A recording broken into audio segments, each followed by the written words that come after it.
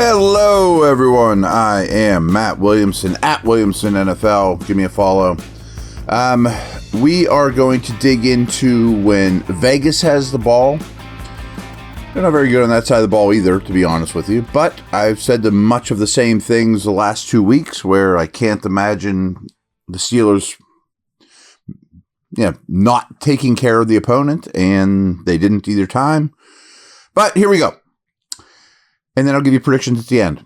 The Raiders are producing 5 yards per offensive snap this season. Steelers are surrendering 5.1 after giving up 5.9 versus Dallas. So that's going the wrong direction for the Steelers. Vegas is throwing the ball about 63% of the time, 6th highest percentage in the league. And I don't think that's how they want to be built. I think that's how they have to be built because they run the ball so poorly. And we're going to get Aiden O'Connell in this game. I don't think you want him to be throwing the ball at the 6th highest percentage in the league. Raiders are 4th in their usage of 0-2 personnel, no backs, 2 tight ends, and 5th in their usage of 13 personnel, which the Steelers use a lot as well, 3 tight ends. But I don't know if Michael Mayer is going to be available for this one, so their multiple tight end usage could definitely be compromised. Steelers are only allowing 14.6 points per game. Only the Chargers are better. Only the Chargers, Titans, Saints, and Jets have allowed fewer touchdowns, 7, than the Steelers. The Steelers have allowed their opponents to score on 29.4% of their drives, 4th best in the league. So all in all, the Steelers' defensive numbers are still really, really good. The Raiders turn a series of downs into a first down or touchdown 67% of the time. Only 7 offenses are worse. Pittsburgh's defense is 9th best in not allowing explosive plays. They are 4th best in not allowing explosive runs. I'll talk about Gardner Minshew, but he's not going to play. So Aiden O'Connell replaced Minshew last week as he did in the Raiders game against Carolina. He threw the ball 20 times. Completed half of them, but for only 92 yards without a touchdown pass and 1 interception. He's more of a pocket style passer, but I don't know where I would say O'Connell's strengths are at. I mean, I think he's a very middling talent, to be honest with you. So Minshew's completing 71% of his passes compared to 59% for O'Connell. But O'Connell has an average depth of target of 8.2 yards downfield compared to 6.5 for Minshew. So he's a little more aggressive. But Minshew is still producing more per attempt, 7.2 versus 5.5. So poorer completion percentage, a little more downfield throwing, far less efficiency. Devontae Adams, maybe the Steelers will bring him home on the plane. When he's on the field, they complete 73% of their passes with a 7.3 yards per attempt. When he's off the field, they complete 60% of their passes with 6.2 yards per attempt. Night and day. Jacoby Myers, though, is a good player and has stepped up with Adams out of the equation. He has 5 or more catches in 3 straight games, and he caught 7 passes over the first 2 weeks of the season, so his role has jumped up dramatically. He has 28 targets over the past 3 weeks. And with Adams out the last 2 weeks, he's seen a target share of 42%, which is insane, 26% last week. O'Connell has targeted Myers on 31% of his pass attempts compared to 19% for Minshew. Part of that's because Adams was more available to Minshew. But with Adams out of the lineup, Myers has played 75% of and 89% of his snaps outside compared to much more like 40, 50%. So he was much more of a slot guy when Adams was there. And now Myers is playing outside as a primary, typical receiver. And he's doing okay. He's a good player. Brock Bowers is a real good player. He led the team in targets with 12 as well as receptions with 8 last week and finished the day with 97 yards and a touchdown. Bowers hit a career high 33% target share and as well as his number of targets, 12 against Denver. But in that game, Bowers only had an average depth of target of 5.8 yards downfield, which is right where he's been for the year. He's at 5.7 for the year, which is pretty low. They do throw him the ball behind the line of scrimmage, run after catch, stuff like that. That messes it up a little bit. Bowers has yet to receive an end zone target. Among all tight ends since the year 2000, Bowers' receiving yards, 313, over his first 5 games is the second most. And amongst any rookie at any position, Bowers ranks second in receptions and third in receiving yards. He's been really good. He's probably their best offensive player already, with Adams out. Raiders quarterbacks are getting sacked on 9% of their dropbacks. Only 7 offenses are worse.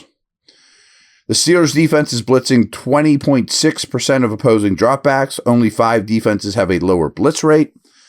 Now, with all the edge issues the Steelers have, I think you got to ramp that up.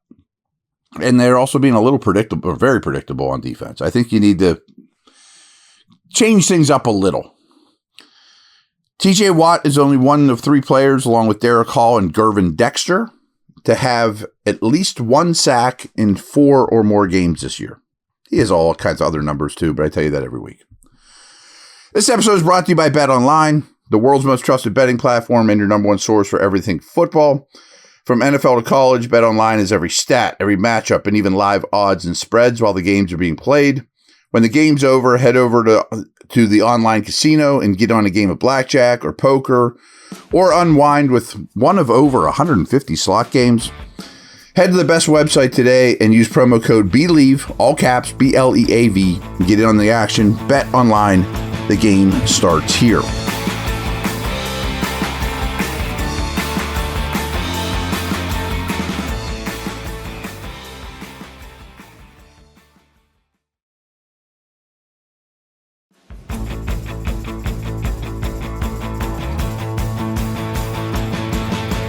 All right, let's talk about this rather pitiful Raiders running game. Their ball carriers aren't good. They don't stay dedicated to it. The blocking is average, I would say. Their 84 rushing yards per game is only ahead of the Jets and Cowboys, but we did see what the Cowboys did. And their rushing success rate is by far last in the league at 27.7%. Now, that probably doesn't mean much to you, but for perspective, the next worst team, Houston's, all the way up at 31.4%, and league average is 41.2%. They're at 27.7%. Ugh. Steelers defense allows 3.7 yards per carry. Only the Ravens and Vikings are better. 18.5% of carries against Pittsburgh go for a loss or yardage of no gain. That's 7th best in the league. And 31% of runs against Pittsburgh have gone for 5 or more yards. 2nd lowest rate in the league. Alexander Mattison carried the ball 15 times. No one else had more than 5 carries last week, but he only accumulated 38 rushing yards. Zamir White leads the team with 152 rushing yards, but he only averages 3.1 yards per carry. Madison is second with 125 yards on the season, but he only averages 3.9 yards per carry. Amir Abdullah, it was in mop-up duty, but he played every one of the Raiders' 4th quarter snaps. I think it was just more of a mop-up duty thing. They were getting beat bad.